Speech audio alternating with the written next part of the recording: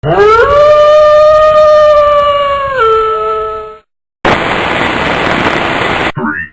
two, one, initiate.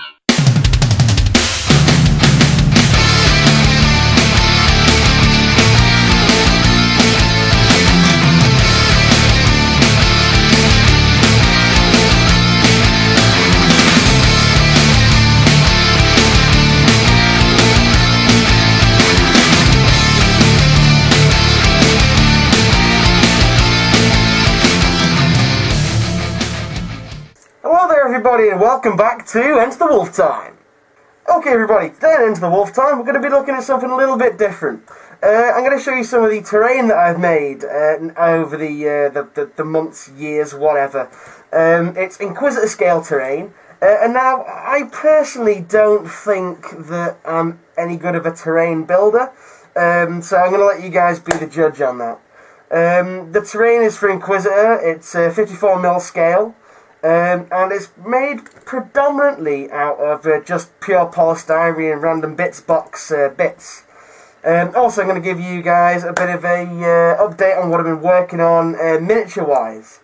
So yeah, without further ado, let's get a look at it. Okie dokie guys, the first thing that we're actually going to be looking at is the first piece of Inquisitor Terrain that I actually made. This was when I was really big into Inquisitor, and me and my mates used to meet up at my place and play Inquisitor in my garage for most of the afternoon and late into the evening, because that's how long it took. There we go, let's move it into the shot. It's a bit dark, so what I might have to do, I might have to move the camera a little bit outwards like that. Now, as you can see, made out of a chunk of polystyrene. Now, for my actual job, I work in an electrical retailing store. I was thinking, should I say which store it is? No, I work in an electrical store, and as such, I actually have access to loads and loads, pretty much unlimited supply of polystyrene. It comes in all shapes and sizes, and it does come in some quite interesting stuff, so I very, very rarely, if not never, have to shape stuff into looking cool. This particular piece is off the corner of a TV box, a big 50-inch plasma, and it has this nice little recess bit in here where obviously the TV would have gone, and then also loads of interesting outside bits. I'm just going to start looking at the front. This little piece, I designed it to be really like just like a little outpost, maybe some kind of little science research centre or something like that. As you can see, a lot of Games Workshop bits stuck to the outside. We have various little computer screens. This is what I'd imagine, like this is like a security code, to access it, open the door. Above here we actually have this gun which is mounted. It's got like a little scope here on the side. This, when we're playing games, can be activated, and we basically count it as a bolter or a storm bolt. I think we count it as a bolt gun. That's automated. Basically, it fires or whatever it sees or whatever it identifies as being an enemy. We've got a bit of the Imperial Aquila here, a bit of a light, and yeah, like a lot of these panels here are made up of just like square bases because I hate them so much. So yeah. We needed ways of getting up the actual side of the building so we could use the roof. So basically, just bits of sprue clipped off, just inlaid into the sides. Just wanted to give it a bit more interesting features. So we got like bits of a dreadnought here, just stuff to really make it look a bit, interesting rather than a lump of polystyrene. The actual bits here, where it's all corroded, I actually did that on purpose, just to make the building look a bit worn and a bit battered. Let's turn it round. Okay, let's try and get a little bit of a view of the interior.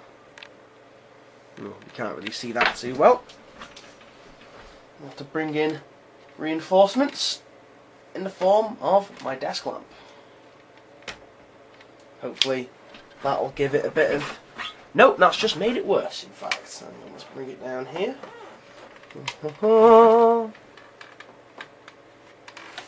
There we go.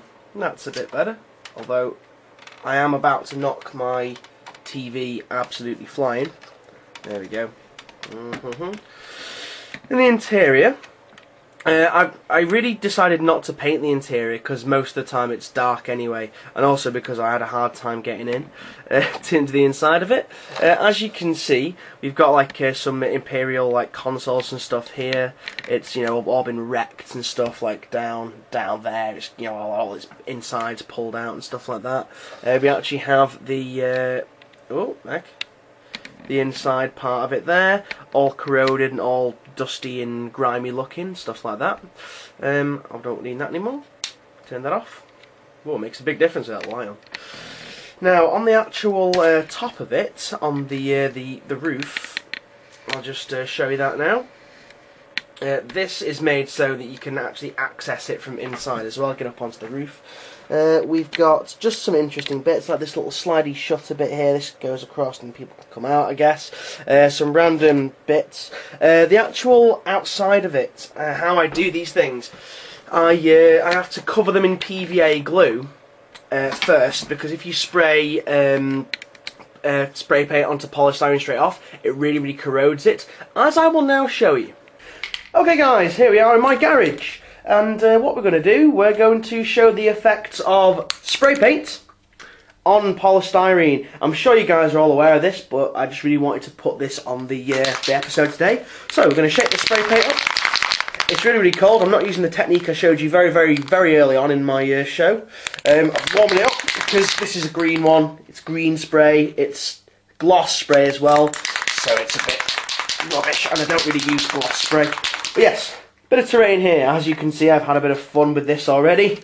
And what we're going to do is we're just going to spray it on this region here, and I'm going to try and not get the hit the camera with the spray paint. So we're going to try and hold it at arm's length. And here we go.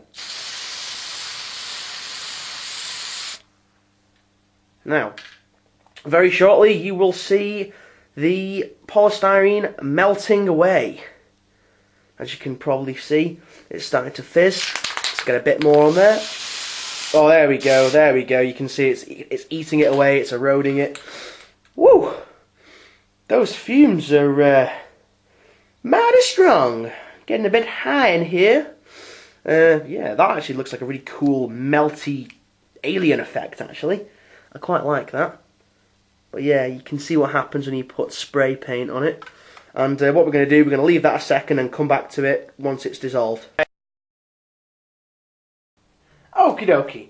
Now, as you can see, it has been completely corroded. Let's get this little stick thing here and give it a bit of a poke around. Look at that lovely gloopy mess.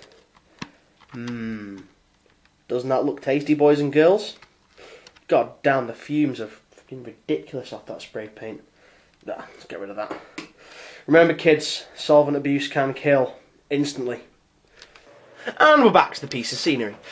So yeah, that's pretty much that piece. That's probably one of my most interesting ones. Moving on. Actually, running out of time. Okay. Moving on, we've got this little outpost here. Again, this is just, I think this is off a hi-fi box. Let me just lower the camera down again. Oh, the magic of a tripod. So yeah, here we have this piece here. This is, a lot of my friends have said this is probably one of my nicer ones, because it's got a lot of detail in it. Like down here on the front of the console, nicely painted. It's got its wires and stuff hanging out. When we were playing Inquisitor, we actually use these wires so that we can actually jack into it and like activate stuff from other areas of like a complex, which is quite nice. This is a bit crappily painted, I must admit. I think I was doing that in a bit of a rush. As you can see, I use a lot of this really weird gravel stuff, because the planet that we last had in the Inquisitor game was a very dusty, almost desert-like planet. We've got like the little inside bits here for window shutters.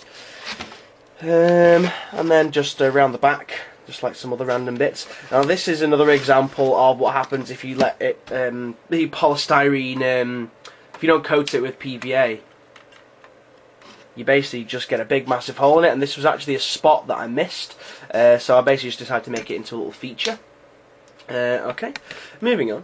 Now with the polystyrene you can actually make anything into a terrain feature, really. Something as simple as just a chunk of it, like that.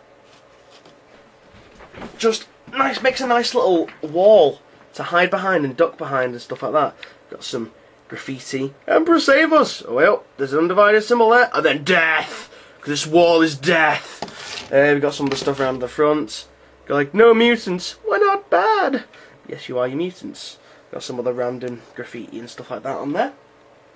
And I actually also use cans and stuff as well as parts of terrain, such as this. Now I actually collected like probably about 40 soup cans, just because they're quite nice. Now with the cans, to obviously get them a bit more grainy, a bit more textured, as you can see here, I actually spray them with like a rough coat stuff, which has like bits of grit and gravel and stuff in, then I can dry brush over it easily. Literally just dry brush bolt gun metal, and then got a bit of an old sponge, you know the inlay that you get from the blister packs, bit of that, just scrunched it up, put it in some brown paint, orange paint, just dabbed it to make it look a bit rusty and stuff like that. There we go, we got some like holes and things where stuff's escaped. Oh, what's this? Gene Stealer attack, methinks. Something's obviously ripped its way through that one. But yeah, there's actually had something else on the top of it, but it's kind of fallen off. Okay, that's really it for my more interesting terrain pieces and stuff like that. So what we'll do, we will move on and have a look at some progress of miniatures. Okie dokie, let's have a look at the Arjak Rockfist model that I was building for Brother Tears. Here he is. I can pretty much say that he's finished. Oh, let me just move into position.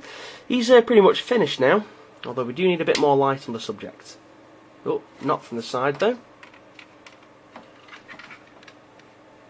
Oh, god damn. So hard to manoeuvre this light with one bastard hand. Curses! Don't knock my TV over. Oh god. Right, okay, there we go. There's Mr. Arjak Rockfist. His hammer is all done. I tried to leave that because it'd leave the rune that I said I was going to take off, because it just looks a bit more interesting that way. Bit of another little wolf head on top there. Sculpted a beardy beard on him. Put the anvil there. I was going to have it raised up ever so slightly, but I decided not to, because then it might fall off in the post and stuff like that. So yeah, Arjak Rockfist is finished. That's commission number 2 underway. So yeah, I also have another commission from a guy. I can't remember his name. I'll put his name up now. Actually, Bing, up there. Now, he wants me to make a. I think it's a Herald of Tzeentch on a floating chariot. So what I'm going to do, I'm going to actually convert some custom Screamers of Screamers of Tzeentch. You can tell I don't do Chaos too often, but what I'm going to do, I'm going to use these old fell bats here, because they're about the same size as Screamers. Obviously the little head of the bat used to go there, and it's like yeah, these are very, very old, really badly painted ones that I found in a random box. But yeah, just basically green stuff on the outside, resculpt them, remold them, and make them out of that. Maybe have like a big mouth coming over here with spikes and teeth and crap coming out of it. So yeah, that's what I'm kind of doing at the moment. Oh yeah, I've also got number 2 of the Sin Eaters done. I'm going to have his flame. Oh god, my TV nearly fell over then. I have the melter / flame weapon of the Absolution gun here. That's going to be like a really bright blue when I finish it. It's going to have some lovely object source lighting reflecting on the actual guy. So yeah, that's pretty much it at the moment. Sorry there's not been that much to show you really, model wise. But yeah, thank you guys for watching, and I'll see you guys again next week. See ya, goodbye.